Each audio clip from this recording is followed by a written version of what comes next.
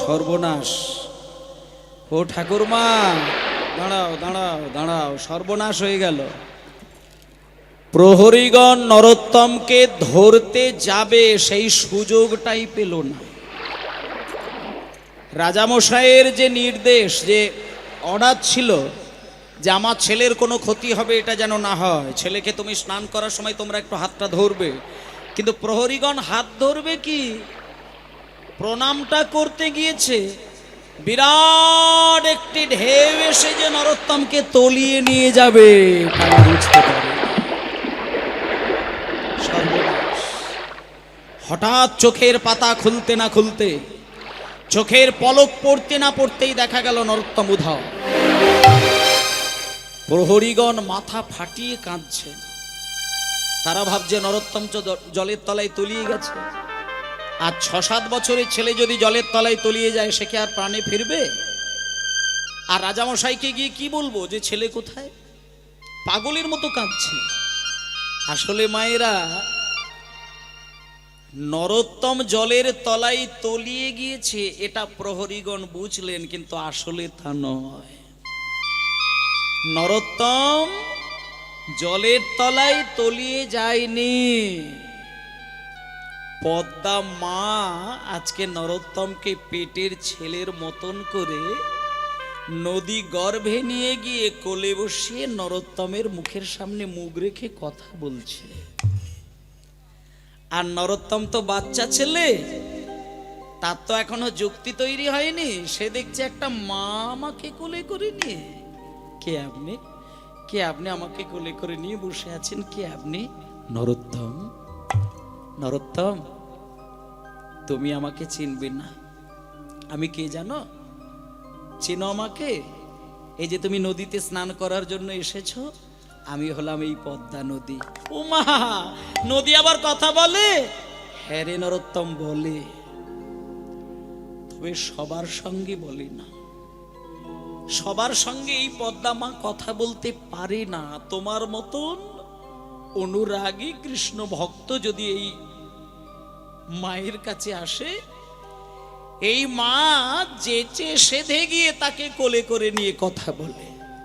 নরোত্তম, তুমি যখন আমার কাছে এসেছো, আমি তোমার মা, তুমি আমার ছেলে, তাই আমি তোমাকে কথা দিচ্ছি, বহু বছর আগে চৈতন্য মহাপ্রভু একটা সম্পদ রেখে দিয়েছিল আমার জলে। আজকে আমি সেই সম্পদ তোমার হৃদয়ে আমি দিয়ে দিলাম। ব্যাস, যেই পদ্মা নদী সেই মহাপ্রভুর চোখের জলটা নরোত্তমের দেহের মধ্যে মিলিয়ে দিলেন, দেখা গেল যে নরোত্তমের গায়ের রংটা ছিল কালো রঙের, মানে কৃষ্ণবর্ণের, আজকে সেই নরোত্তম হয়ে গেল সোনার বর্ণ। আর যে ছেলে এতক্ষণ ধরে এমনি হাসছিল, আজকে সেই ছেলের চোখ দিয়ে কৃষ্ণ প্রেমের জল গড়ালো। নরোত্তমকে বুকে জড়িয়ে ধরে পদ্মা নদী বলছে, নরোত্তম, আমার এই নদী গর্ভে বেশিক্ষণ থাকা যায় না বাবা, অনেকটা সময় তুমি আমায় দিয়েছ, যাও।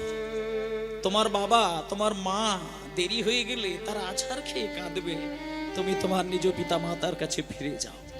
এই বলে পদ্মা মা কৃপা করে ছেলেকে যেই জলের উপরে তুলে দিয়েছে, প্রহরীগণ তৎক্ষণাৎ দেখলো জল কি। প্রহরীগণ তো চিনতে পারে না, তারা দেখছে যে আমাদের নরোত্তম তো এ হবে না, কারণ নরোত্তম কালো ছেলে, ফর্সা ছেলে। দেখে একবার জিজ্ঞেস করি। প্রহরীগণ গুটি গুটি পায়ে ছেলেটার কাছে গিয়ে বলছে, খোকা, এই খোকা, হ্যাঁ গো, তুমি কে গো?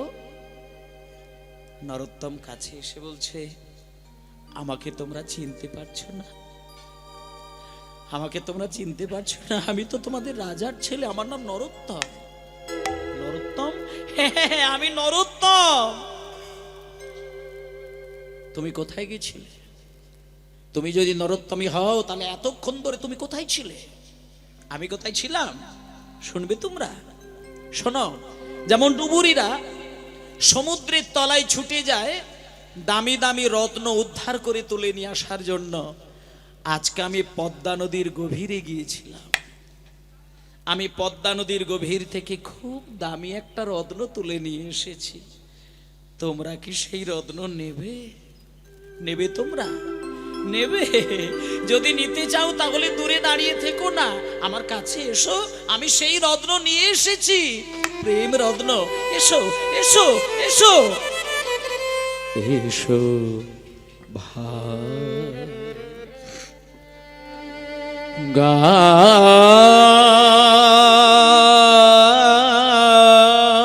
গায় কৃষ্ণ নাম।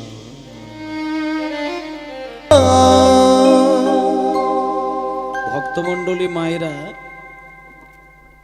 ছেলেটা বাড়িতে এসে বাবাকে প্রণাম করতে গেল। বাবা কিন্তু ছেলেকে দেখা মাত্র কিছুটা দূরে সরে গিয়ে ছেলের চোখের দিকে একভাবে তাকিয়ে বাবার বুকটা ভেসে গেল। কেন জানেন মা? মনে করুন আপনাদের এই গ্রামে প্রত্যেক বছর হরিনাম হচ্ছে, এবছরও হচ্ছে, আগামী বছরও হবে। বিরহটা কোথায় জানেন? আমি আপনাদের কাছে এসে হরিনাম করছি, আপনারা শুনছেন, আবার পরের বছর আগামী বছর হরিনাম হবে, আপনারাও থাকবেন, আমরাও থাকব, হরিনামও হবে, কিন্তু এর মাঝখানে কার যে ভগবানের ডাক পড়ে যাবে কেউ বলতে পারবে না। তার একটা ছোট্ট নজির আপনাদের বলে দিই। গত বছরে যখন আপনাদের এই মেলা প্রাঙ্গণে হরিনাম হয়েছিল, আপনারা কমিটির মধ্য থেকে আপনারা কেউ খোঁজ নিয়ে দেখবেন, আমি না জেনেও যেটা বলছি সেটা সঠিক হবে। এই গ্রামে এই মঞ্চে গত বছর হরিনামের সময় এই গ্রামে যত ভক্তবৃন্দ ছিলেন আর আজকের হরিনামের বাসরে যারা আছেন, খোঁজ নিয়ে দেখবেন গ্রামের একজন মানুষেরও নাম আপনি খুঁজে পাবেন যিনি গত বছরে অনুষ্ঠানের সময় ছিলেন, এবছরে তিনি আমাদের মধ্যে ভগবানের ডাকে গোবিন্দ চরণ পেয়েছেন। তাই আপনারাও আছেন, আমিও রইলাম, হরিনাম বন্ধ হবে না। কারোর না কারোর হাত ধরে ভিক্ষার দ্রব্য দিয়ে হরিনাম কিন্তু চলবে। শুধু ভগবানের মাঝখানে কার কখন ডাক আসবে, কাকে কখন জগৎ ছেড়ে যেতে হবে কেউ বলতে পারবে না। যেদিন তোমার নাম ধরে বাঁশিটা কৃষ্ণ বাজাবে, সেদিন মাথার ঘাম পায়ে ফেলে তুমি যে তিনতলা বাড়ি দোতলা বাড়িটা করেছিলে, সেই বাড়িটা সুন্দর রং হয়ে দাঁড়িয়েই থাকবে। তোমার জন্ম দেওয়া ছেলে মেয়ে তারা তোমার চরণ জড়িয়ে ধরে কাঁদবে, তোমার স্ত্রী তোমার বুকে ঝাপটে পড়ে কাঁদবে, তোমার নাতি নাতনি মাথার সামনে বসে বসে কাঁদবে। সেদিন তোমার হৃদয় গলবে না, চরণও টলবে না। মায়ার জগৎ শেষ। কৃষ্ণ ভজিবার তরে সংসারে আইনো মিছে মায়ায় বদ্ধ হয়ে বৃক্ষ সম হয়ে। মায়েরা 84 লক্ষ বার পৃথিবীতে ভ্রমণ করতে করতে তবে এত সুন্দর সুস্থ সবল দেহ পেলাম, কিন্তু এ দেহ যদি গোবিন্দ চরণে সেবার অধিকারী না হয়, মানব জন্ম বৃথা।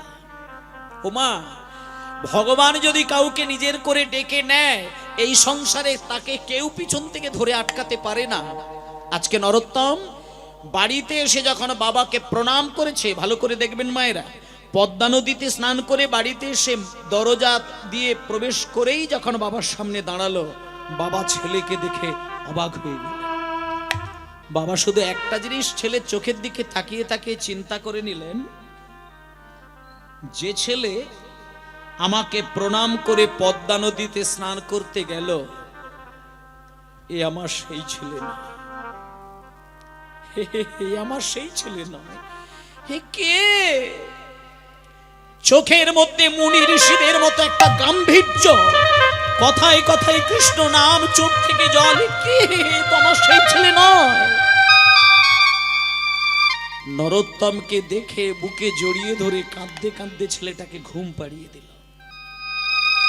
ঘুম পাড়িয়ে দিয়ে নিজের স্ত্রীকে পাশের ঘরে নিয়ে গিয়ে হাতটা জড়িয়ে ধরে বলছে, ওগো আমার ছেলে নরোত্তম, এই রাজপ্রাসাদে ঘুরতে ফিরতে খেলতে বেড়াতে ও যদি বড় সড়ো কোনো অন্যায় কাজও করে ফেলে, ওকে যেন তুমি বকা দিয়ে কিছু বলো না, ওকে তুমি কিচ্ছু বলবে না। ও যতগুলো দিন রাজবাড়িতে থাকে ততগুলোই আমার জীবন ধন্য, ততদিনই আমি নিজেকে সুখী বোধ করব। আমার মনে হয় কি জানো, আমার ছেলেটা রাজপ্রাসাদে আমার মনে হয় বেশি দিন থাকবে না। এই বুঝে গেলেন।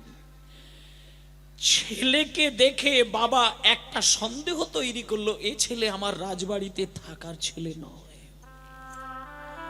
যে ছেলে একবার কৃষ্ণ বললে চোখ থেকে কয়েক হাজার ফোঁটা জল গড়িয়ে যায়, যে ছেলে রাত দিন হরি হরি বলতে গিয়ে আছাড় খেয়ে অজ্ঞান হয়ে যায়, সে ছেলে তো রাজপ্রাসাদে রাজা হবার জন্য নয়, সে ছেলে তো সংসার মাঝে সংসারী করার জন্য নয়। বাবা বুঝে গেলেন এ ছেলে আমার রাজবাড়িতে মনে হয় বেশি দিন থাকবে না। বেশি দিন তো দূরের কথা মা, বেশি দিন নয়, যেদিনকে স্নান করে এলেন ওই দিনটা শুধু কাটলো। সন্ধ্যা নামলো, রাত্রির হলো। কোন মায়ের আদরের ছেলেকে মা যখন ঘুম পাড়াতে যায়, বুকের মধ্যে জড়িয়ে ধরে ছেলেকে স্তনদুগ্ধ খাওয়াতে খাওয়াতে কত আদর, কত ভালোবাসা, কত স্নেহ, কত বাৎসল্য প্রেম। কিন্তু মা যখন মায়ের ঘুম এসে যায়, তখন তো মা জানে না যে আমি কোন দিকে ঘুরে গেলাম, আমার সন্তান কোন দিক ঘুরে গেল। আজকে দেখুন, নরোত্তমকে মাঝখানে রেখেছে, একদিকে বাবা একদিকে মা জড়িয়ে ধরে ঘুমাচ্ছে। হঠাৎ করে মাঝরাত্রিতে মাও ঘুমিয়ে পড়েছে, বাবাও ঘুমিয়ে পড়েছে, নরোত্তমও ঘুমিয়ে পড়েছে। মধ্যরাত্রিতে নরোত্তম স্বপ্ন দেখলেন, নরোত্তমের সামনে এসে কে যেন দাঁড়িয়েছে। স্বপ্নে দেখছেন কোকড়ানো কোকড়ানো কালো চুল, গলায় রয়েছে তুলসী কাঠের মালা, কপালে তিলক, একটা লাল পেড়ে পাটের ধুতি, বাহু দুটি উপরের দিকে তোলা, মুখে মিষ্টি মিষ্টি করে কৃষ্ণ নাম আর নয়নে সদাই জল। নরোত্তম স্বপ্নের ঘরে জিজ্ঞেস করলেন, কে আপনি? কে আপনি? আমার কাছে এসে দাঁড়িয়েছেন, কে আপনি? নরোত্তম, তুমি আমাকে চিনবে না, তুমি আমায় চিনবে না বাবা, তুমি আমাকে চিনবে না। আমি কে জানো? শোনো, কিছুক্ষণ আগে তুমি পদ্মা নদীর জলে যে প্রেম পেয়েছো গৌরাঙ্গের, আমি আর কেউ নয়, আমি হলাম সেই গৌরাঙ্গেরই অভিন্নতম নিতাই চাঁদ। আমার প্রভু, আমার প্রভু, প্রভু হে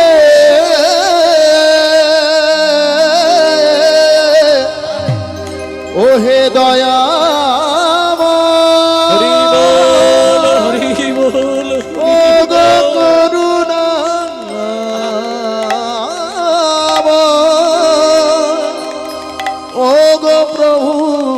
প্রভু গো।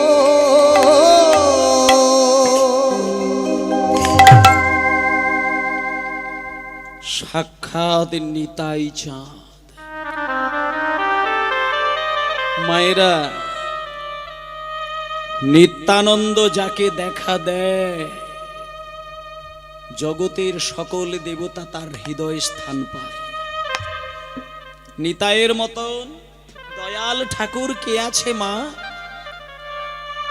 যে নিতাই প্রেম দিতে গিয়ে, হরিনাম দিতে গিয়ে মাধায়ের কাছে বসে একবার বলাতে চেয়েছিল, মাধাই বল বাবা শুধু একবার হরি বল। সেই মাধায় মদের কলসিকে ফাটিয়ে দিয়ে কানাটাকে ধরে সাপটে নিতাইয়ের মাথায় মেরেছিল, কেটে গিয়েছিল। বাম হাত দিয়ে রক্ত চেপে ধরে ডান হাতে মাধায়ের দিকে তাকিয়ে বলেছিল, মাধাই মেরেছিস কলসির কানা, তা বলে কি আমি তোকে প্রেম দেব না? এই সেই নিতাই, সেই নিতাই আজকে নরোত্তমকে স্বপ্নের ঘরে দেখা দিয়ে বলছে, নরোত্তম তুমি মা বাবার কোলের কাছে আর ঘুমিয়ে থেকো না, রাজপ্রাসাদের ছাদের তলায় তুমি ঘুমিয়ে থেকো না, সোনার পালঙ্কে তুমি সুখ ভোগ করে ঘুমিয়ে থেকো না। তোমাকে যদি আরো কৃষ্ণ প্রেম পেতে হয়, তুমি আমার সঙ্গে চলে এসো প্রেমের রাজ্য বৃন্দাবন ধামে। ব্যাস, এ কথা বলার সঙ্গে সঙ্গে নরোত্তমের ঘুম ভেঙে গেল। ঘুম ভাঙার সঙ্গে সঙ্গে দেখলো এতক্ষণ যার সঙ্গে কথা বলছিল উধাও, আর নেই। আলতু করে মা বাবার কোলের মাঝখান থেকে উঠে বসে পড়লেন। উঠে বসেই মায়ের মুখের দিকে তাকিয়ে দেখছে।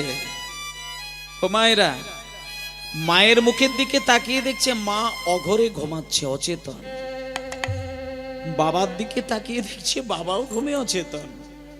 নরোত্তম একটুখানি চিন্তা করে নিয়ে দেখলো, আমাকে যে নিত্যানন্দ প্রভু বললেন যে বৃন্দাবনে গেলে নাকি আরো আমি প্রেম পাবো, আরো আমি কৃষ্ণ ধন পাবো, তা আমি যদি মা বাবাকে একটু ডেকে দিয়ে বেরিয়ে যাওয়ার কথা ভাবি, মা বাবা তো আমাকে যেতে দেবে না। আর আমি যদি মা বাবাকে ডাকতে গিয়ে বাধা পড়ে যায়, তাহলে তো আমি রাধা কৃষ্ণের প্রেম পাবো না। আমাকে বরং এই মুহূর্তে যেটা করণীয়, মা বাবা ঘুমাচ্ছে, ঘুমাক। আমি ঘুমন্ত মায়ের চরণে, ঘুমন্ত বাবার চরণে প্রণাম জানিয়ে জন্মভূমির ধুলো সারা জীবনের জন্য শেষবারের মতন অঙ্গে বুলিয়ে আমি চিরকালের জন্য বেরিয়ে যাব মধুময় শ্রীধাম বৃন্দাবনে। এই বলে মায়েরা, হাজার হোক পুত্র সন্তান, তো বাড়িতে যাদের পুত্র আছে, কন্যা আছে, তারা জানেন এখানে যে মায়ের পেটে যে মায়ের ছেলে আছে আর মেয়ে আছে, তারা জানবেন বাড়ির ছেলেরা বাবাকে যা ভালোবাসে তার থেকে মাকে অনেক গুণ বেশি ভালোবাসে। আর বাড়ির মেয়েগুলোর দিকে তাকিয়ে দেখবেন, প্রত্যেকটা বাড়ির মেয়েগুলো মাকে যা ভালোবাসে তার থেকে বাবাকে অনেক বেশি ভালোবাসে। আজকে নরোত্তম বাবাকে প্রণাম করে বেরোতে যাবে, বাবার চরণে হাতটা দিয়ে কাঁদতে শুরু করলো, কিন্তু মা ঘুমিয়েছিলেন। মায়ের চরণে যেই হাত দিয়েছে, আমি চলে যাই, আমি চলে যাই, আমি চলে যাই, আমি চলে যাই, ও মা জননী, জননী দাও গো বিদায়, ও মা জননী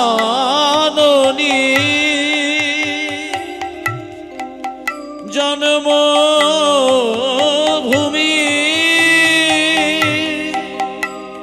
দাও গো বিদায়।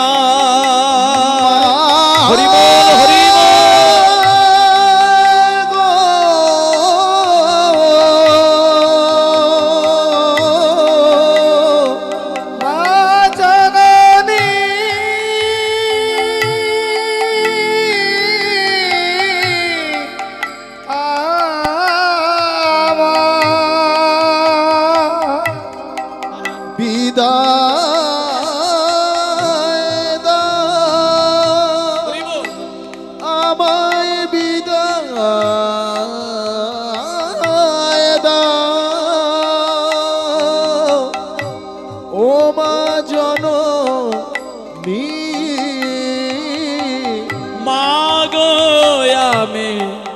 চলে যায়, চলে যায়, আমি চলে যাই, আমি চলে যাই। বেরিয়ে গেল গো মা। রাজপ্রাসাদ যেন অন্ধকার নেমে এলো।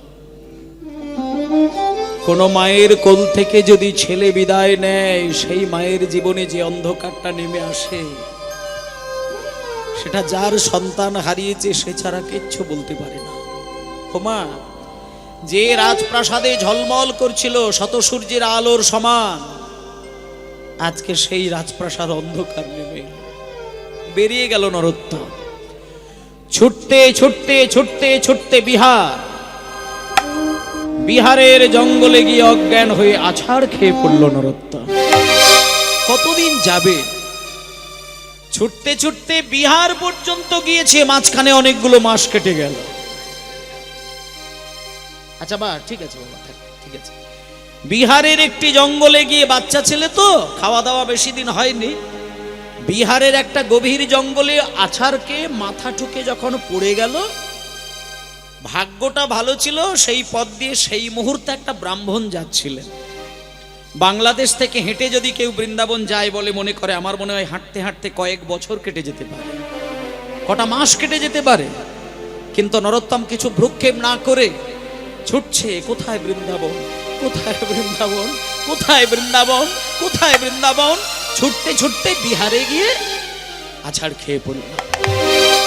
কিন্তু মা, এক বয়স্ক ঠাকুর মশাই নরোত্তমের কাছে গিয়ে একটা ঘটিতে করে জল নিয়ে নরোত্তমের দেহটাকে কোলে বসিয়ে হাতের উপরে মাথাটা রেখে জলের ছিটে দিয়ে জ্ঞান ফিরিয়ে দিচ্ছে।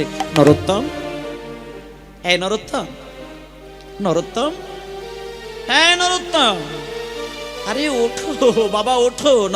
কে কে কে আপনি?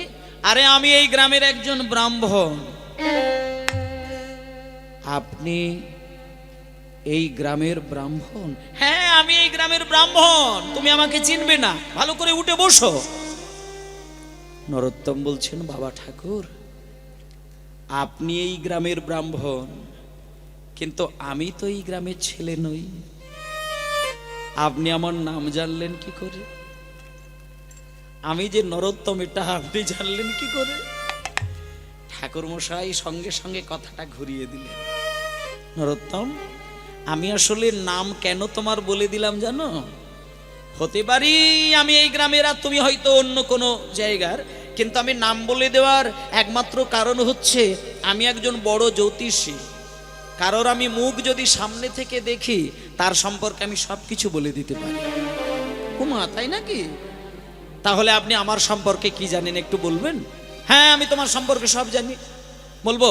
শোনো তাহলে, তুমি একটা রাজার ছেলে, তোমার মনে মনে একটা বৈরাগ্য তৈরি হয়েছে। তুমি মাঝরাত্রিতে মা বাবার কোলের মাঝখানে ঘুমাতে ঘুমাতে একটা কোনো স্বপ্ন দেখেছ। সেই স্বপ্ন দেখে তুমি তোমার মা বাবাকে না জানিয়ে ঘর থেকে চিরকালের জন্য বৃন্দাবনের পথে পা বাড়িয়েছ।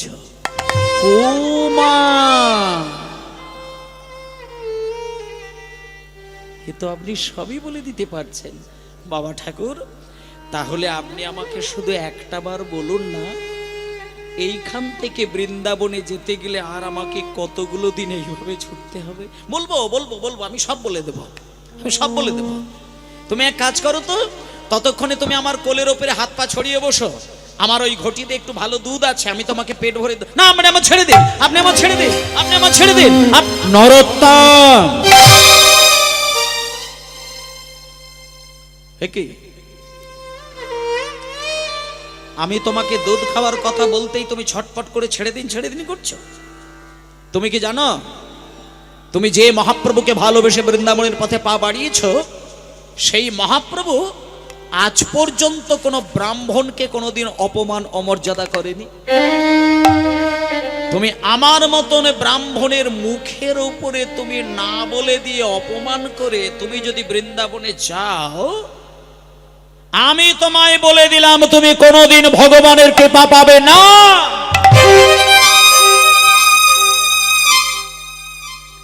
সঙ্গে সঙ্গে নরোত্তম কথাটা ঘুরিয়ে দিল। এই দেখুন মা, নরোত্তম বলছেন, ঠাকুর মশাই আপনি কিছু মনে করবেন না, আসলে না আপনাকে আমি আঘাত করার জন্য, ব্যথা দেওয়ার জন্য এই কথাটা কিন্তু মুখ দিয়ে বলি না। আসলে আমি যতক্ষণে বৃন্দাবনে না যেতে পারছি, আমার মানে মনের ভেতরটা এত চঞ্চল হয়ে উঠেছে, আমি এই জন্য এই কথাটা বলে দিয়েছি। আপনি আমাকে দুধ দিন, না আমি ওইভাবে দুধ দেবো না, আমি তোমার হাতে দেব, তারপর তুমি নিজের মতন করে খাবে তা নয়।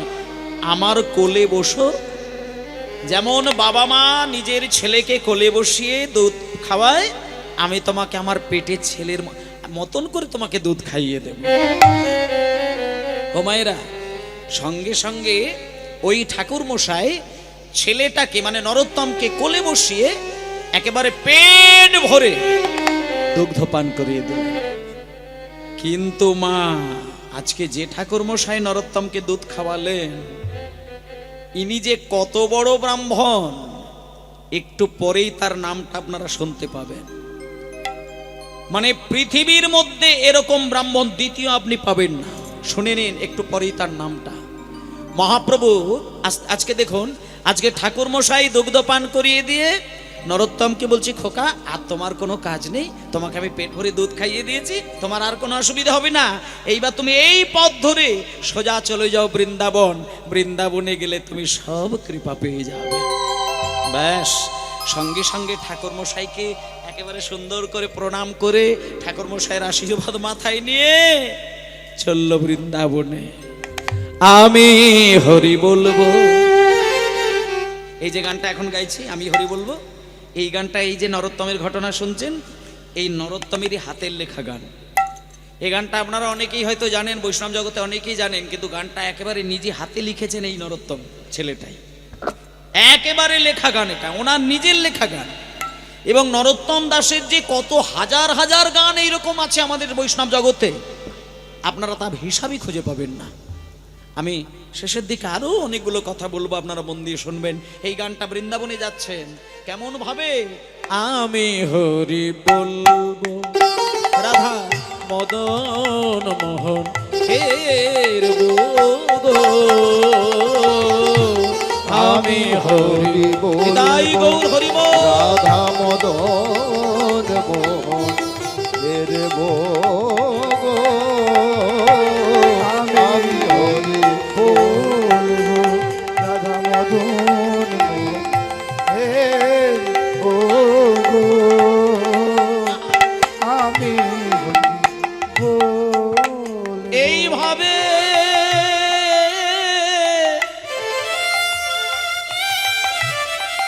আমি ব্রজের পথে চলব গো, আমি এইভাবে ব্রজের পথে চলব গো, আমি হরি বলবো রাধা মদন মোহন হেরব গো, আমি হরি বলবো রাধা মদন মোহন হেরব গো, আমি হরি বলবো। আস্তে মায়েরা, ও মায়েরা, আর একটুখানি বাকি রয়েছে, আপনারা কষ্ট করে আর কিছুক্ষণ আমাকে সহযোগিতা করবেন, তারপরে কালকে আবার কীর্তন হবে, মন দিয়ে শুনবেন। একটু নরোত্তম দাসের শেষের অংশটা যদি শুনতে পারেন, তবে আপনি নরোত্তম দাস ঠাকুরের কৃপা লাভ করবেন। শুনুন আস্তে। আজকে নরোত্তম দাস ঠাকুর চলল বৃন্দাবনের পথে। বিহার থেকে যখন ওই ব্রাহ্মণ ঠাকুরের হাত থেকে দুধ পান করলেন, তারপরে যখন আবার ছুটছে বিহার মানে বৃন্দাবনের প্রায় কাছাকাছি চলে গিয়েছেন উত্তরপ্রদেশ। উত্তরপ্রদেশে এসে একটা গাছের তলায় বিশ্রাম নিতে গিয়ে নরোত্তম দাস ঠাকুর ঘুমিয়ে পড়লেন। নরোত্তম দাস ঘুমিয়ে পড়ল। এবার এমন ঘুমিয়েছে, স্বপ্নের ঘরে দুজন বৈষ্ণবকে দেখলেন, ঠকঠকে চেহারা, একখণ্ড পাতলা সাদা কাপড় তাদের পরিধান করা রয়েছে, আর হাঁটুর উপরে তাদের কাপড় দুটি তলা, হাতে জপের মালা, মুখে কৃষ্ণ নাম, সারা গায়ে চন্দন সেবিত তুলসী মালা। নরোত্তম দাস স্বপ্নের ঘরে দেখছে আর বলছে, আপনারা কে, কোত্থেকে এসেছেন? আমি তো আপনাদেরকে চিনতে পারছি না। তখন দুজন বৈষ্ণব ঠাকুর বলছেন, নরোত্তম, তুমি আমাদেরকে চিনবে কি করে? তুমি আমাদের চিনবে কি করে? আমি হলাম রূপ গোস্বামী, আর আমার পাশে যে দাঁড়িয়ে রয়েছেন ইনি হলেন সনাতন গোস্বামী। আমরা বাবার এক মায়ের পেটের ভাই। আমরা কিন্তু পৃথিবীতে আর নেই, নিত্যলীলায় চলে এসেছি। তুমি এই যে বৃন্দাবনে যাচ্ছ, বৃন্দাবনে গেলে তুমি আমাদেরকে দেখতে পাবে না, তুমি আমাদের সমাধি দেখতে পাবে। কেমন? আমরা জগতের মাটিতে আর নেই, সমাধি দেখতে পাবে, কিন্তু আমরা জগৎ ছেড়ে চলে আসা সত্ত্বেও তোমাকে স্বপ্নের ঘরে দেখা দিলাম। কেন জানো? কিছুদিন আগে বিহারের একটা জঙ্গলে তুমি অজ্ঞান হয়ে পড়ে গেছিলে, তোমার মনে পড়ে কি? আচ্ছা, আর একটা কথা বলি, বিহারের যে জঙ্গলে তুমি অজ্ঞান হয়ে শুয়েছিলে, ওই জঙ্গলের পথ দিয়ে এক ব্রাহ্মণ যেতে যেতে তোমাকে জলের ছিটে দিয়ে জ্ঞান ফিরিয়ে দিয়েছিল। খেয়াল করে ভালো করে দেখো। শুধু তাই নয়, সেই ব্রাহ্মণ তোমাকে কোলে করে পেট ভরে দুগ্ধ পান করিয়েছিলেন। শোনো নরোত্তম, যে ব্রাহ্মণ তোমাকে কোলে করে দুগ্ধ পান করালেন, সেই ব্রাহ্মণ কোন সাধারণ ব্রাহ্মণ নন, তিনি হলেন স্বয়ং চৈতন্য মহাপ্রভু। প্রভু হে, তাই গৌর হরিবোল হরিবোল হরিবোল। ও হে প্রভু হে,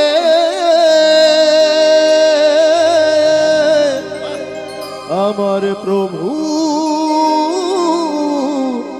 প্রভু হে।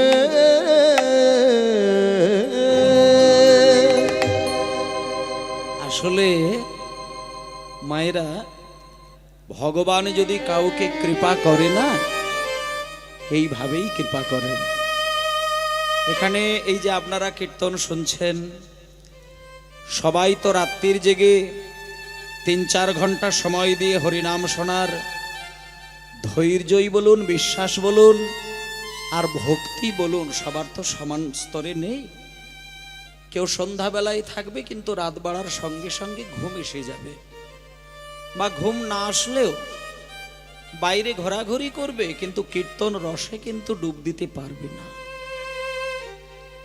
কীর্তন এমন একটি রসের সম্পদ, যা বাইরের দেহ দোলায় না, অন্তরটাকে দুলিয়ে দেয়। আপনাদের মেদিনীপুর জেলায় আমি বহু কীর্তন গাই, কিন্তু কিছু কিছু বাইরের ঘটনা বলি। মালদা, মুর্শিদাবাদ, হ্যাঁ, উত্তর দিনাজপুর, দক্ষিণ দিনাজপুর, এইসব জায়গায় যখন গান হয় না, 1 দিন 2 দিন নয়, 10 দিন 15 দিন করে গান হবে। 3 ঘন্টা অন্তর অন্তর দল হবে, 24টা 25টা 30টা করে কীর্তনিয়া দিয়ে কীর্তন হবে। শুধু একটা জিনিস আমরা দেখে অবাক হয়ে যায়, একই গ্রামের একই শ্রোতা এক টানা 24 ঘন্টা কি করে যে 10 দিন ধরে কীর্তন শুনছে, অবাক হয়ে যায়। মানে অবাক হয়ে যেতে হয়। সেসব জায়গার কীর্তন, মানুষের যে বিরাট সাগর সম ধৈর্য, এ দেখলে নিজেকে খুব ছোট মনে হয়। যারা মহাপ্রভুর কীর্তন শুনতে গিয়ে সময় ব্যয় করেন, আমি তাদের বলে দিচ্ছি, যেখানেই হরিনাম হবে, মানে ভালো মন্দ বিচারের উদ্দেশ্যে নয়, পালা লীলা শোনার উদ্দেশ্যে নয়, তত্ত্ব দেখার উদ্দেশ্যে নয়, নাচ গান শোনার উদ্দেশ্যে নয়, আত্মনিবেদনের উদ্দেশ্যে ধৈর্য ধরে কীর্তন শুনবেন। কীর্তন যদি মন দিয়ে শুনে চোখের জলে ভাসিয়ে দিয়ে বাড়িতে এসে ঘুমান, তাহলে আপনাকে মন্দিরে গিয়ে আলাদা করে ডালামালা দিয়ে ভগবানকে সেবা দেওয়ার প্রয়োজন হয় না। শ্রবণের দ্বারা নয়নের জল বিগলিত যে ব্যক্তির হয়, তার হৃদয়ে ভগবানের চরণ সদাই বসানো থাকে। কারণ ভগবান নিজে বলেছে, আমি বৈকুণ্ঠে থাকি, তবে সবসময় থাকতে পারি না। আমি যোগীদের হৃদয়ে থাকি, সবসময় থাকি না। আমাকে যদি সদাই সর্বত্রই বসে থাকতে হয়, সেটা হলো সেই জায়গা যেখানে আমার ভক্তগণ একত্রিত হয়ে আমার গুণাগুণ কীর্তন পরিবেশন করেন। আমি আর কোথাও থাকতে পারি না পারি, সেইখানে আমি অবশ্যই থাকি। নিতাই গৌর প্রেমানন্দে হরি বল হরি বল। এই সেই গুণানুগুণ কীর্তনের ক্ষেত্র, যেখানে আপনারা বসে আছেন, আপনারা ধৈর্য ধরে বসে আছেন, কৃপা করছেন, এটা মহাপ্রভুর অশেষ কৃপা। মায়েরা শুনুন, আজকে স্বপ্নের ঘরে রূপ সনাতনকে যখন নরোত্তম দেখেছে, হঠাৎ করে রূপ গোস্বামী সনাতন গোস্বামী উদাও হয়ে গেল, নরোত্তমের ঘুম ভেঙে গেল। ঘুম ভেঙে গিয়ে নরোত্তম পাগলের মতো কাঁদতে কাঁদতে বৃন্দাবনে ছুটে এল। আর কটা দিন পরে নরোত্তম যখন বৃন্দাবনে আসলো, বৃন্দাবনে এসে দেখছে জীব গোস্বামীপাদ বৃন্দাবনের একজন সাধক। বাবারা, আপনারা অনেকেই জানেন 6 গোস্বামীর মধ্যে একজন জীব গোস্বামীপাদ, আপনারা অনেকেই জানেন। বৃন্দাবনে যারা প্রায় যান তারা জানেন জীব গোস্বামীপাদ বৃন্দাবনের একজন সাধক ছিলেন। তার কাছে গিয়ে নরোত্তম যখন হাজির হয়েছে, সবাই মিলে একটু বলুন, জীব গোস্বামীপাদ কি জয়, জীব গোস্বামীপাদ কি জয়, জীব গোস্বামীপাদ কি জয়। কি খোকা বাবা, কি মিষ্টি কণ্ঠ তোমার। এসো বাবা, কাছে এসো, কাছে এসো। কি নাম, কি নাম, কি নাম, কি নাম তোমার? আমার নাম, হ্যাঁ তোমার নাম? আমার নাম নরোত্তম। নরোত্তম। বাবার নাম? বাবার নাম হচ্ছে কৃষ্ণানন্দ দত্ত। ও, তা বলি তোমার বাবা কি করেন? আমার বাবা একজন রাজামশাই। রাজামশাই? তার মানে তুমি কোথা থেকে এসেছো? আমি বাংলা থেকে এসেছি গোস্বামীপাদ। আচ্ছা, তাহলে বাংলা থেকে এসেছো, রাজার ছেলে।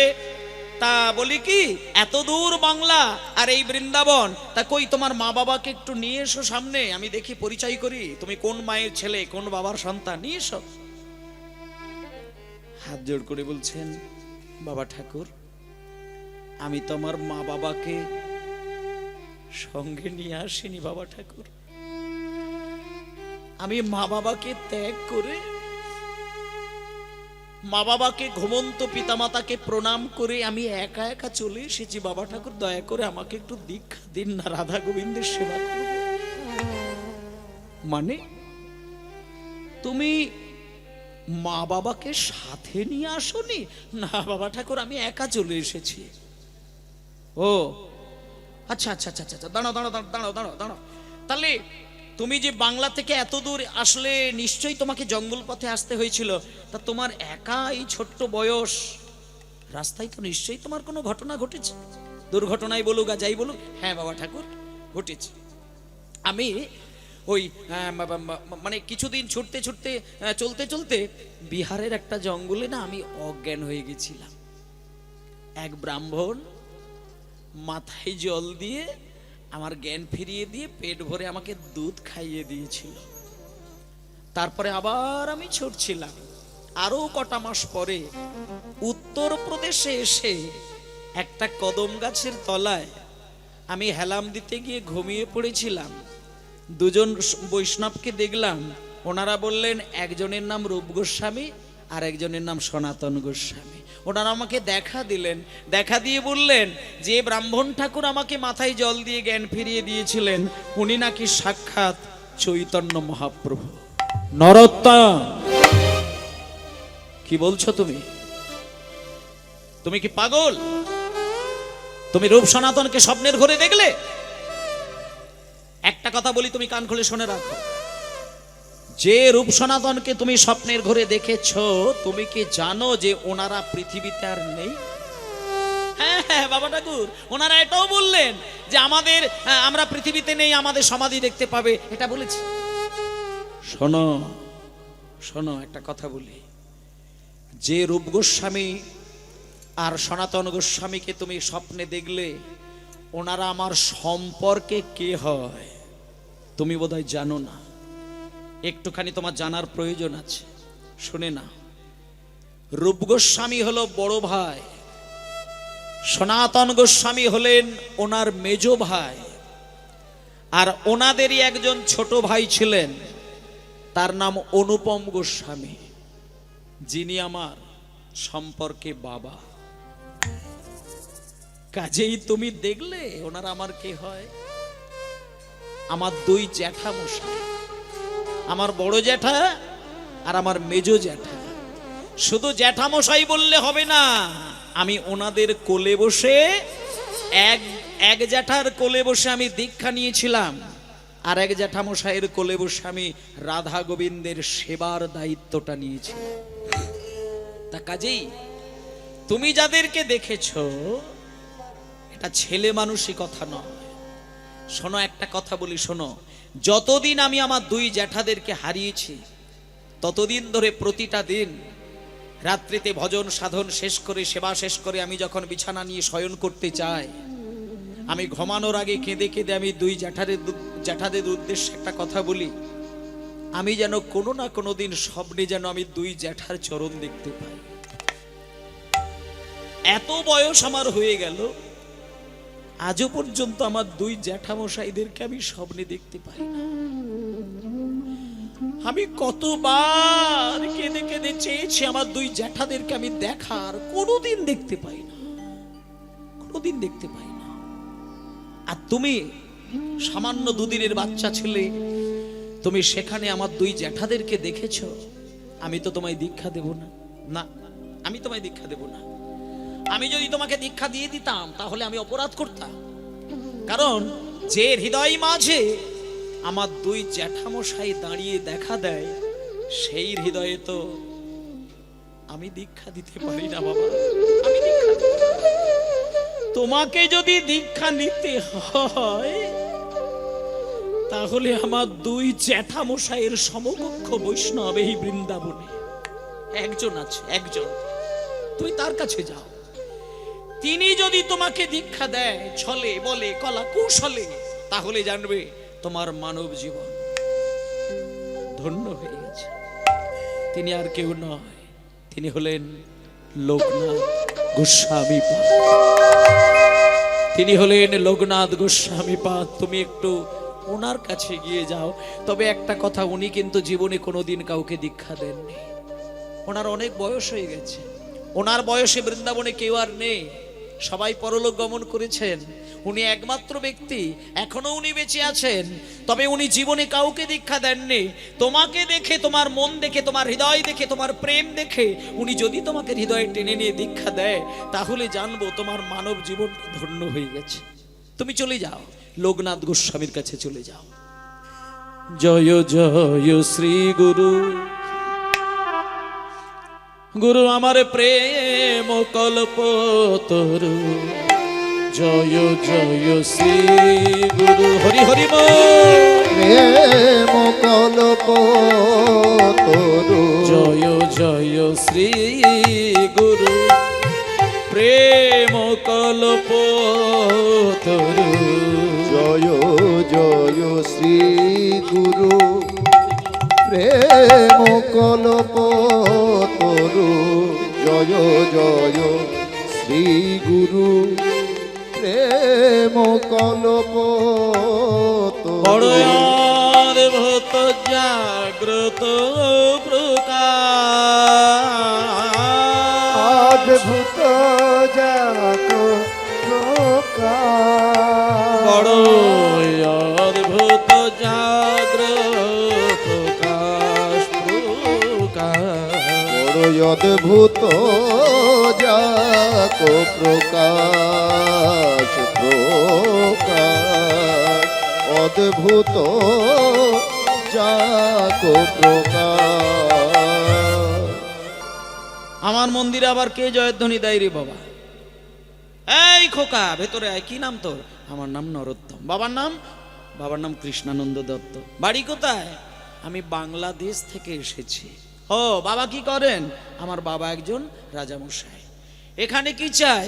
আপনি আমাকে দীক্ষা দেবেন। দীক্ষা? হ্যাঁ বেটা, দীক্ষা। এদিকে আয়, শোন। রাজার বেটা, বাংলা থেকে এসেছো, প্রসাদ পাও, ঘোরো ফেরো, বিদেয়ী হও। দীক্ষা দেওয়া যাবে না। আমি জীবনে কাউকে দীক্ষা দিই না, তোমাকেও দেব না। ও মায়েরা, আপনারা যারা দীক্ষা নিয়েছেন তাদের ক্ষেত্রে একটা কথা বলি। আজকে লোকনাথ গোস্বামী জীবনে কোনোদিন কাউকে দীক্ষা দেয়নি। কেন জানেন?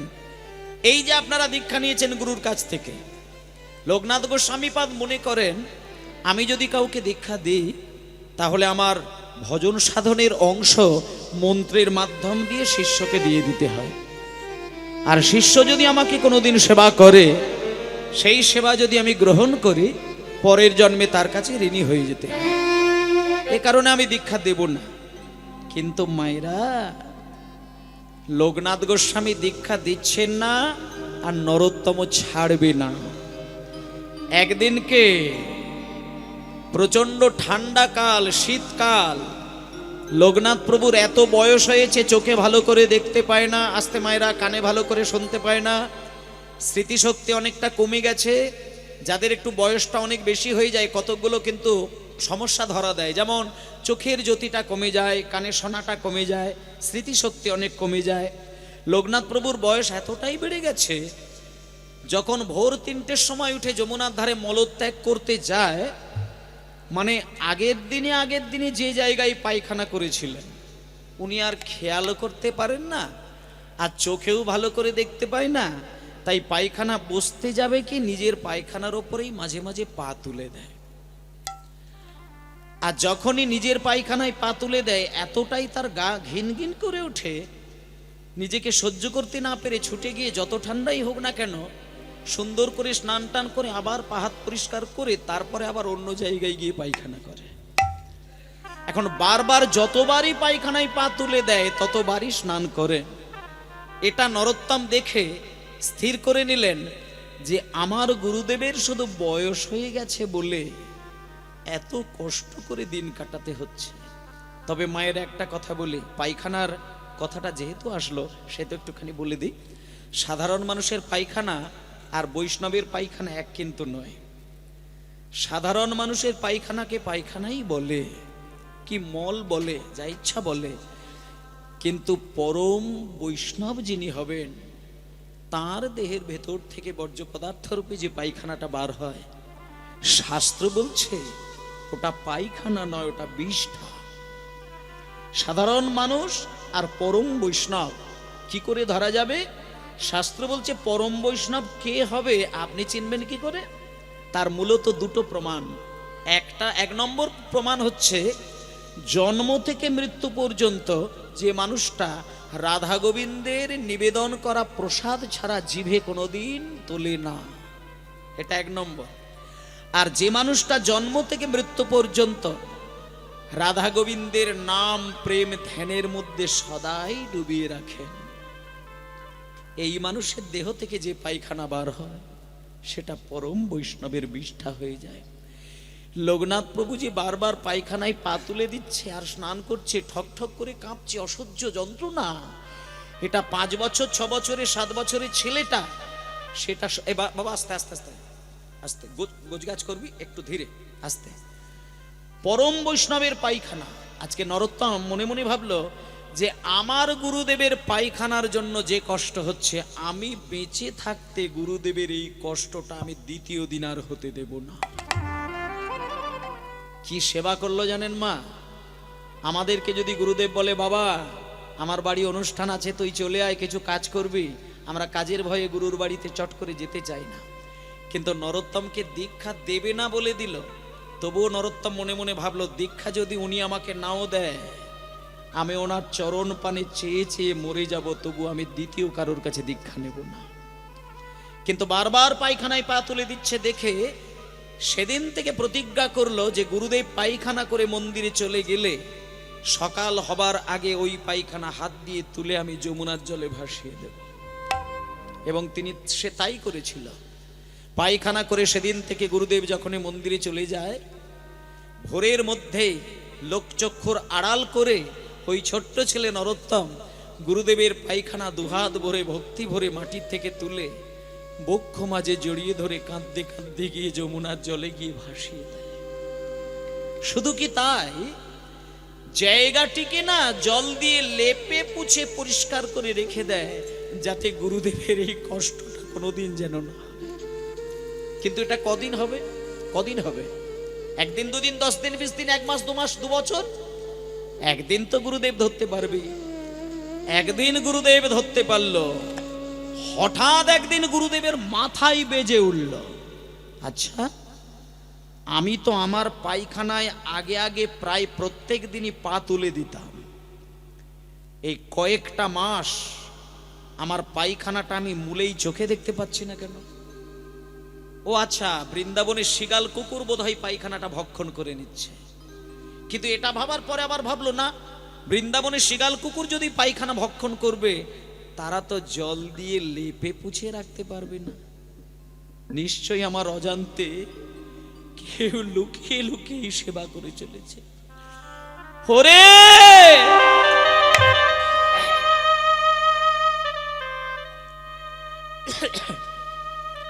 কি আমার এই চরম সেবা করছিস? আমি যে তার কাছে ঋণী হয়ে যাচ্ছি। কেউ কোনোদিন সাড়া করে না। মায়েরা, একদিন লোকনাথ প্রভু মনে মনে চিন্তা করলেন, জল দাও না গো খোকা। ও মোহন বাবা, আচ্ছা নাও।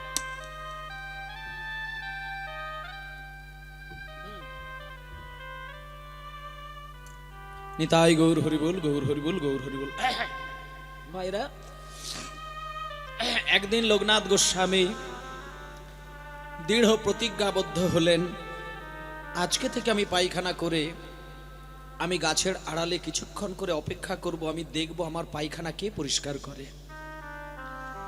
সেদিন লোকনাথ প্রভু পায়খানা করে সরাসরি স্নান করে আর মন্দিরে যায়নি। একটা গাছের আড়ালে নীরবে দাঁড়িয়ে দেখল। দেখতে গিয়ে দেখলো দূর থেকে একটা বাচ্চা ছেলে, অর্থাৎ ওই ছোট্ট ছেলে নরোত্তম, সে এসে পায়খানার কাছে বসে পড়ে হাতটা বাড়িয়ে পায়খানাটা তুলতে যাবে। আর লোকনাথ প্রভু নিজেকে ধরে রাখতে পারল না, ছুটে গিয়ে গুরুদেব নরোত্তমকে বুকে জড়িয়ে ধরলেন। খোকারে, জীবনে আমি কোনোদিন কাউকে দীক্ষা দেব না, তার মূল কারণ ছিল এটা যে আমি কারোর সেবা গ্রহণ করব না। কিন্তু তুই আমার যে চরম সেবা করে দিন কাটাচ্ছিস, তোর কিছু হোক বা না হোক, আমার জীবনের সব থেকে বড় ক্ষতি করে দিলি। তুই আমাকে চিরকালের জন্য ঋণী করে দিলি। নরোত্তম বলছে, গুরুদেব আপনি কি বলছেন, কি বলছেন? আপনার মতন পরম বৈষ্ণবের পায়খানা বিষ্ঠা পরিষ্কার করে আমার এই মানব জীবনটা আমি ধন্য করলাম। নরোত্তম, আমি যদি তোকে দীক্ষা না দিই, আমি ভগবানের কাছে বড় অপরাধী হয়ে যাব। আয় বাবা, আজকে আমি তোকে দীক্ষা দিয়ে দিলাম। তবে একটা কথা শোন, তুই হলি আমার জীবনের প্রথম শিষ্য, আর তুই হলি আমার জীবনের শেষ শিষ্য। ব্যাস, লোকনাথ গোস্বামী দীক্ষা দিয়ে দিলেন। দেখলেন তো মা? আচ্ছা মা, একটা কথা বলুন তো, একটা মানুষের মধ্যে কতগুলো ভালো জিনিস হতে পারে? প্রথম কথা, তাকে নরু নরু বলে ডেকেছিল, সেই প্রথম কথা। দ্বিতীয় কথা হচ্ছে তিনি বিখ্যাত একজন মাস্টার মশাইয়ের কাছে বিদ্যা অর্জন করেছেন। 3 নম্বর কথা হচ্ছে পদ্মা নদীর জলে পদ্মা মা তাকে দেখা দিয়েছেন। 4 নম্বর কথা হচ্ছে নিত্যানন্দকে স্বপ্নের ঘরে দেখেছিলেন। 5 নম্বর কথা হলো বৃন্দাবনে আসতে গিয়ে মহাপ্রভু তাকে ব্রাহ্মণ রূপে দুধ খাইয়েছিলেন। 6 নম্বর হচ্ছে রূপ সনাতনকে উত্তরপ্রদেশে দেখা দিলেন। 7 নম্বর লোকনাথ গোস্বামী দীক্ষা দিলেন। কতগুলো ফল! আর 8 নম্বর, অর্থাৎ এটাই শেষ, শুনে যান। 8 নম্বরে বৃন্দাবনের সর্বশ্রেষ্ঠ একজন সাধক তিনি এসে নিজে এসে বললেন, নরোত্তম, তুমি বাবা চারিদিক থেকে ধন্য হয়েছো, আমি তোমাকে নতুন করে কিছু বলবো না, শুধু তোমাকে নিজে থেকে এসে একটা কথা বলতে চাই, তুমি একটু রাধা গোবিন্দের সেবা শুরু করে দাও। আর রাধা গোবিন্দের সেবা ওই সাধারণ মানুষের মতো করবে না, তুমি ঘরের দরজা জানালা বন্ধ করে দিয়ে ধ্যান করবে। ধ্যানের মধ্যে তুমি রাধা কৃষ্ণকে দেখবে, আর রাধা কৃষ্ণকে ধ্যানে দেখতে পাওয়া মাত্রই ধ্যানের মধ্যে 1 বাটি দুধ গরম করবে, আর সেই দুধ রাধা কৃষ্ণের মুখের সামনে ধরবে। আর ওনারা যদি সেই দুধ হাত বাড়িয়ে গ্রহণ করে নেয়, তাহলে জানবে তোমার এই মানব জীবনটা ধন্য হয়ে গেল। ব্যাস, বলার সাথে সাথে মায়েরা নরোত্তম চোখ বন্ধ করে ধ্যান করলো। এমন ধ্যানে ডুব দিয়ে দিল, সেকেন্ডের মধ্যে নিজের মধ্যে নিজে রইল না। ধ্যানের মধ্যে ডুব দিয়ে দুটো ভ্রুর মাঝখানে একটা আলো দেখতে পেল। আলোর মাঝখানে বৃন্দাবন, বৃন্দাবনের মাঝে কুঞ্জবন, কুঞ্জবনের মাঝে একটা সোনার বেদি, সোনার বেদির উপরে রাধা আর কৃষ্ণ মিষ্টি মিষ্টি করে একে অপরের সাথে কথা বলছে। নরোত্তম ভাবলো, আমি বরং তড়িঘড়ি করে একটু দুধ গরম করি। এই বলে পাশে দুধ গরম করতে গেছে। ওটা ধ্যানের মধ্যেই ঘটছে। একটুখানি জ্বালানি কাঠে আগুন দিয়েছে, একটা কোথা থেকে সোনার পাত্র জোগাড় করেছে, আবার ভর্তি করে দুধও দিয়েছে, আগুন দিয়েছে। আঁচ উঠতে একটু দেরি হচ্ছে ভেবে নরোত্তম স্বপ্নের ঘরেই ধ্যানের মধ্যেই রাধাকৃষ্ণের কথা শুনতে গেল। আর যেই কথা শুনতে গেছে, রাধারানীর কথা শুনে কৃষ্ণ উত্তর দেয়, আর কৃষ্ণের কথা শুনে রাধারানী উত্তর দেয়।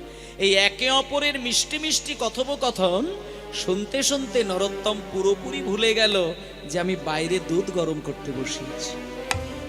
ব্যাস, হঠাৎ করে আঁচ উঠে গিয়ে বাটি গরম হয়ে গিয়ে লাল হয়ে গিয়ে যেই দুধের মধ্যে, আঁচের মধ্যে দুধ পড়ে গেল। আঁচে যদি দুধ পড়ে যায় কি হয় মা? পোড়া গন্ধ ছাড়ে না? আঁচের মধ্যে দুধ উদলে গিয়ে ধপাস করে যেই দুধ পড়ল, দুধ পোড়া গন্ধ নরোত্তমের নাকে এলো, চমকে উঠল। ছুটে গিয়ে দেখে বাটি গনগনে লাল, আর দুধ আর নেই। বাটির তলায় একটুখানি দুধ পড়ে রয়েছে। ওই তলার ছিটে ফোঁটা দুধই যদি আমি বাঁচাতে পারি, ওইটুকু দুধও যদি চামচে করে অন্তত রাধারানীর মুখে আর কৃষ্ণের মুখে আমি দিতে পারি, অন্তত প্রথম দিনে আমি সেবা থেকে তো বঞ্চিত হব না। এই চিন্তা করে, মানে তাড়াহুড়ো করে বাটি গনগন করছিলাম, কিন্তু নরোত্তমের সেই মুহূর্তে মাথায় আসেনি যে লাল বাটি নামাতে গেলে মিনিমাম একটা কাপড় দিয়ে ধরে নামাতে হয়।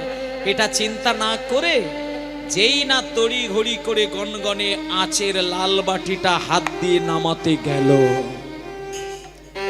ছ্যাঁকা লেগে গিয়ে ধ্যান ভেঙে গেল।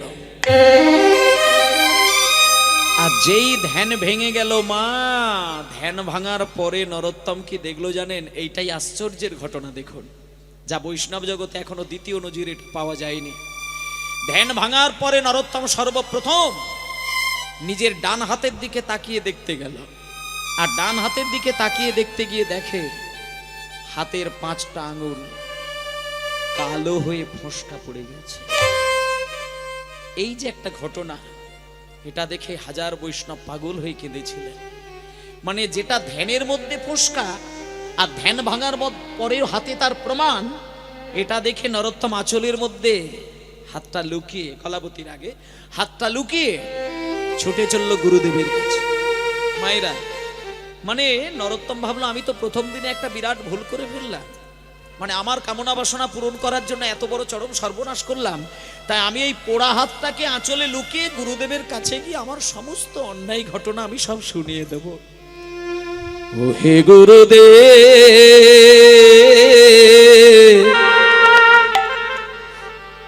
হে আমি কি করিলাম?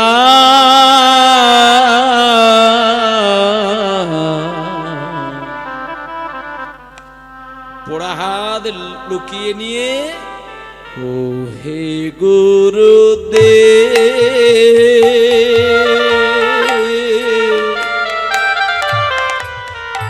আমি কি করিলাম? নিতাই গৌর হরিবোল। আমি কি করিলাম? আমি সুখের কথা ভেবে ভেবে সবই হারালাম। আমি সুখের কথা ভেবে ভেবে সবে হারালাম। সুখের কথা ভেবে ভেবে আমি সবে হারালাম। হে গুরুদেব, কি করিলাম? ও হে গুরুদেব, কি করিলাম? ও হে গুরুদেব, কি করিলাম? গুরুদেবের কাছে এসে গুরুদেবের কাছে এসে আচার খেয়ে হাতটা কিন্তু আঁচলের মধ্যে রাখাই রয়েছে, এখনো দেখাই নেই। শুধু কথাটা বলবে, তারপরে হাত বার করবে। এমন সময় গুরুদেব নিজে এসেই গায়ের উড়হনিটা দিয়ে নরোত্তমের মুখটা চেপে ধরল। নরোত্তম, বাবা তোকে কিচ্ছু বলতে হবে না, আমি সব জানি। আমার জীবনে আমি হাজার হাজার শিষ্য তৈরি করেছি, সবাইকে একবার করে বলেছিলাম তোরা ধ্যান করার অভ্যাস কর, ধ্যান করার অভ্যাস কর। ধ্যান করতে পারেনি। আর আমার জীবনে আমি এই প্রথম দেখলাম তোকে ধ্যানে বসতে বলা মাত্র যেই বাইরে বেরিয়ে এলাম, তুই ধ্যানের মধ্যে সম্পূর্ণ ডুব দিয়ে দিলি। তুই যখনই দরজা বন্ধ করে ধ্যানে ডুব দিয়েছিস, সঙ্গে সঙ্গে আমার মন্দির প্রাঙ্গণে এসে আমি ধ্যানের মধ্যে ডুব দিয়ে আমি তোকে দেখছিলাম। তুই ধ্যানের মধ্যে যা কাণ্ড ঘটিয়েছিস বাবা, আমি সব জানি, আমি সব জানি, তোকে কিচ্ছু বলতে হবে না। আরে বাবা, প্রথম দিনে না হয় তুই একটু ছোট্ট ভুল করেছিস, কিন্তু এটা তো সারা জীবন হতে পারে না। আমি তোকে ক্ষমা করে দিলাম। তবে শোন, তোর মতন এত বড় বৈষ্ণব বৃন্দাবনে আমার জীবনে আমি এর আগে কোনোদিন দেখি না। তাই আজ থেকে আমি তোর নাম নরোত্তম শুধু বলে ডাকবো না, আজ থেকে সারা ভারতের বৈষ্ণব সমাজে আজ থেকে তোর নাম থাকবে বিশিষ্ট বৈষ্ণব আচার্য ঠাকুর নরোত্তম দাস। নিতাই গৌর প্রেমানন্দে হরি বল। আচ্ছা, আর একটুখানি এবার ওনার জীবনের শেষ জায়গাটা দেখুন। আচার্য প্রভু বললেন, নরোত্তম তুমি বাংলায় চলে যাও, আর এখানে থাকতে হবে না। বাংলায় গেলে বাঙালি উদ্ধার হবে। এই যে কারণে বলেছিলাম যে বাঙালি কেন উদ্ধার হলো। আচার্য প্রভু মানে ওই নরোত্তম দাস ঠাকুর, তিনি যখন বাংলায় ফেরত আসলেন, জীবনের অনেকগুলো বছর ওখানে কাটানোর পরে যখন তিনি বাংলার নিজের বাবার রাজপ্রাসাদে গেলেন, তখন ওখানে গিয়ে শুনলেন মা বাবা অনেকগুলো বছর আগেই পরলোক গমন করেছেন। এবার ওখানে গিয়ে তিনি নিজের খুড়তুতো ভাই সঞ্জয় তখন রাজা হয়েছিল, সঞ্জয়ের কাছ থেকে বেশ কিছু টাকা নিয়ে ওই রাজবাড়িতে বিরাট বড় কীর্তন সম্মেলন করেছিলেন এবং সারা ভারতবর্ষের হাজার মানুষ গিয়ে ওনার থেকে দীক্ষা নিয়েছিলেন। বেশ কিছু বছর এইভাবে কাটলো। সারা দেশে দেশে পাড়ায় পাড়ায় গ্রামে গ্রামে গিয়ে তিনি হরিনাম প্রচার করেছিলেন। একদিনকে দরজা জানালা বন্ধ করে দিয়ে ধ্যানে বসেছিলেন। 7 দিন ধ্যান ভেঙেছিল না।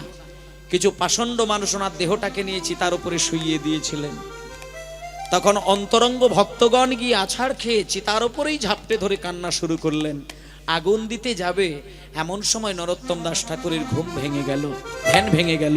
ধ্যান ভেঙে গিয়ে যে গানটা গেয়েছিল, গৌরাঙ্গ বলিতে হবে পুলক শরীর, হরি হরি বলিতে কবে আমার নয়নে ববে নীর, আর কবে নিতাই চাঁদ করুণা করিবে, সংসার বাসনা মোর কবে তুচ্ছ হবে। এখানে যত বাবারা মায়েরা রয়েছেন, নরোত্তম দাস ঠাকুরের এই যে চিতার উপরে বসে যে গানটা, এই গানটাকে বলে নরোত্তম দাস ঠাকুরের প্রার্থনার গান। আপনারা যদি একটু খাতায় লিখে নেন, ইউটিউব থেকে বলবেন নরোত্তম দাসের প্রার্থনার পদ গান বললে ওখানে দেখবেন এমনিতেই গানগুলো এসে যাবে। আর ওই গানগুলো খাতায় তুলে নিয়ে প্রতিদিন সকাল সন্ধ্যায় এই গান মুখস্থ করার পরে যদি মনে মনে শুধু করা যায়, মনে মনে, উচ্চৈস্বরে করার দরকার নেই, মনে মনেও যদি গানগুলোকে স্মরণ করা যায়, অন্তত শেষের দিনে গিয়ে হাসতে হাসতে গোবিন্দ চরণ পাবেন। একদিন নরোত্তম দাস ঠাকুর হাজার ভক্তের কোলে মাথা রেখে তিনি পরলোক গমন করলেন এবং অন্তরঙ্গ যারা ভক্ত ছিলেন ওনার দেহটাকে নিয়ে পদ্মা নদীর জলে ভাসাতে গেলেন। আর যখন এই পদ্মার জলে ভাসাতে গেল, যে নরোত্তম দাস ঠাকুর এত লীলা করলেন, সেই নরোত্তম দাস ঠাকুরের দেহটা পদ্মা নদীর জলে অদ্ভুতভাবে সাদা দুধ হয়ে বিলীন হয়ে গেল। আজকে যাকে আমরা রক্ত মাংসের মানুষ বলে মনে করেছিলাম, আসলে তিনি ব্রহ্মের অংশ। আমাদের সঙ্গে শুধু লীলা করার জন্য, উদ্ধারের জন্য তিনি মানুষ হয়ে দেখা দিয়েছিলেন। আমরা ভাগ্যবান যে ওনার লীলা আজকে আমরা শুনলাম এবং ওনার তৈরি করা কীর্তন গান আমরা শোনার জন্য এতক্ষণ অপেক্ষা করেছিলাম।